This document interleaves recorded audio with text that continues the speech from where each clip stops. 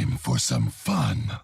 What's good, everybody? It's me, Real Radic, and you already know the drill. New episodes of Twisted Metal just dropped last night, so today we're gonna go over episode 4 and episode 5, try to find all the Easter eggs that we can find. Without further ado, let's get into it. Right off the bat with episode 4, let's get busy. The main setting of this episode is Diesel City. Yes, Diesel City from Twisted Metal 2012. Welcome to Diesel City.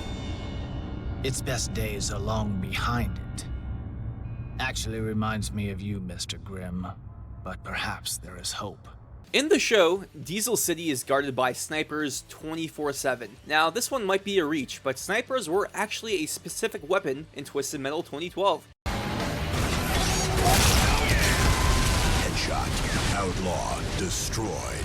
As the main crew enters Diesel City, they walk across the Knights of Nebraska. Now, the Knights of Nebraska are an original creation for the show. They never appeared in any Twisted Metal game. For anybody curious about that, I just wanted to throw that out there. When I saw them, I was like, oh, Knights of Nebraska. I don't think I've heard of them before. And I didn't, because that was an original creation for the show. So if you're confused, don't worry. I was too. Moving on. When Stu is buying armor-piercing rounds, you can see Molotovs in the background. Now, I know these couldn't just be some generic Molotovs, but Molotovs were actually the special weapon for Yellow Jacket in the original Twisted Metal game. Speaking of the original Twisted Metal game, we got some more references to that specific game when John and Quiet enter the auction house. This scene in particular has a lot of Easter eggs, but the first one I want to go over are these cocktail glasses. The way these cocktail glasses are shaped, and specifically when they drink that red drink, it looks really similar to the drink Charlie Kane, aka Yellow Jacket, drank in his ending for Twisted Metal 1. Now let's go over all these special weapons at this auction scene. The first one being the Napalm Cone, Sweet Tooth's first ever special move in the franchise. The next one are drop mines. Now, these aren't a special move per se. In the first Twisted Metal, drop mines were actually a pickup weapon, but ever since Twisted Metal 2, drop mines were an energy attack that any vehicle could use. The next weapon we have are spike bombs, which is Roadkill's special move from Twisted Metal 3. And the next weapon we have up is the Super Crush, and this one took me a while to figure out, but I believe this is a reference to Warthog's special move from Twisted Metal 2012. Where he just literally crushes his opponent. The next weapon is the Ghost Missile, which is Spectre's main special weapon in pretty much every game he's been in. Ghost Missiles are missiles that literally fly through walls and can go through the ground. So yeah, it's pretty damn sick. The next weapon we have up is the Boomerang Blast, which is another Roadkill special weapon, specifically from Twisted Metal 2. The next one we have up is an acronym,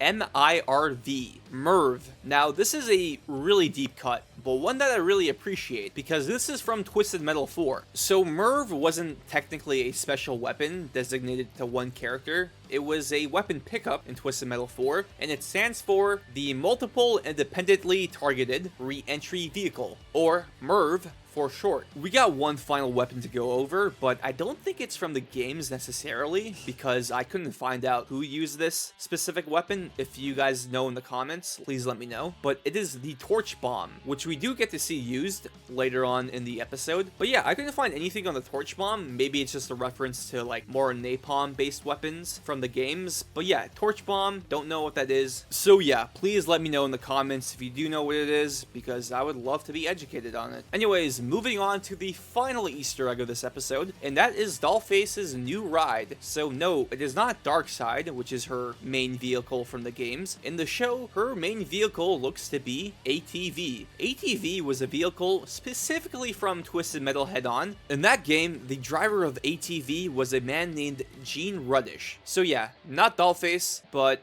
I am curious to see if Dollface will get to drive Darkseid later on this season. We'll just have to wait and see. But that does it for episode 4. Now let's move on to episode 5. There's also quite a bit to go over during this episode, so let's just jump right into it. When John exits out of Roadkill, you see a shot of his jacket, and his jacket has a really cool spider. But this isn't just any spider. This is actually a reference to John Doe's tattoo from Twisted Metal Black. Speaking of Twisted Metal Black, we also get to see Preacher's Holy Men again from Season 1. So Preacher was a character from Twisted Metal Black. and Twisted Metal 2012, and he also appeared in Season 1. But that specific Preacher did not return for Season 2 due to scheduling conflicts. They really wanted him back for Season 2, so hopefully they get him back for Season 3. But there are two specific things about the Holy Men that I want to shout out. The first is their vehicle, which on the inside you can see stained glass windows, which is a clear reference to Brimstone, the car Preacher drove in Twisted Metal Black. But the Holy Men say Preacher is alive, but he is reincarnated as a baby. Now, I think this is a pretty cheeky nod to his story in Twisted Metal Black, where Preacher thought he was performing an exorcism on a baby, but in reality, he was actually supposed to baptize a baby, but it went horribly wrong, and he ended up killing not only the baby, but everyone else in that church. But now let's go over some of the new challengers for this season, starting with Roach Coach. Roach Coach was a vehicle from Twisted Metal 4, and in that game, Roach Coach was driven by Goggle Eyes. But that is not the case in the show, because in the show, it is driven by a character named Vermin, which is also a reference to Twisted Metal 2012, based off the vehicle,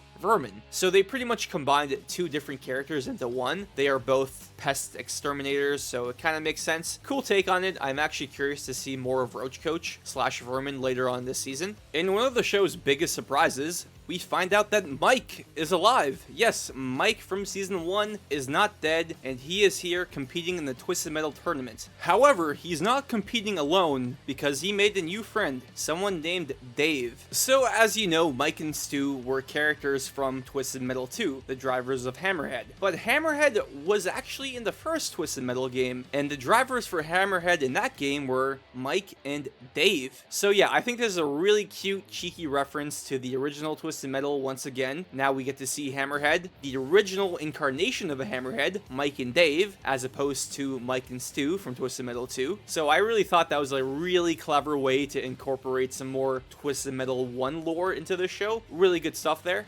The next one up is the Junkyard Dog, another character from Twisted Metal Black. The driver of Junkyard Dog is Billy Ray Stilwell. We don't get to see too much of him in this episode, but hopefully we get to see more of him later in the season. We got Chucky Floop. Yes, his name is Chucky Floop. I am not making that up. He is a character from Twisted Metal Head-On, the PSP game, and yes, he is also a loser in the game, just like he is a loser in the show. Next up, we have Death Warrant. Now, the character itself is an original character to the show, but the vehicle is from Twisted Metal 2012, aka Twisted Metal for PlayStation 3. When Calypso is explaining the rules of the first round, he tells the contestants that they have to deliver a package from the starting point all the way to Tournament City. Now, these packages have a green light on them, but as you see later on in the episode, the more damage they take, they turn yellow, and eventually they turn red. And I think this might be a subtle nod to the health bar in the Twisted Metal games. That could be a reach, but I feel like that could be true. Let me know in the comments if I'm off base on that one. During the incredible action scene at the end of this episode, and I have to reiterate that this scene is so goddamn good. I love everything about it. But there are two specific Twisted Metal 2012 references that I want to touch on. The first one being John Doe using the shotgun. Now, the shotgun was a weapon from Twisted Metal 2012, an absolute beast at close range. And the second reference to Twisted Metal 2012 is when Chucky Floop uses an SMG to attack Mayhem. Submachine guns were an alternate sidearm in Twisted Metal 2012. They weren't traditional weapon pickups or special weapons per se. So again, I think that's a really cool reference that they added to the show. And that does it for these two episodes of Twisted Metal Season 2. Once again, thank you guys so much for watching this video. If you made it to the end of the video, give it a like or dislike, depending on how you felt about it. Comment, let me know what you think about the show so far. I am so happy the show exists. I'm so down to cover way more of it later on. But that's it from me. I'm Real Radic, and I'll see you guys next time. Peace.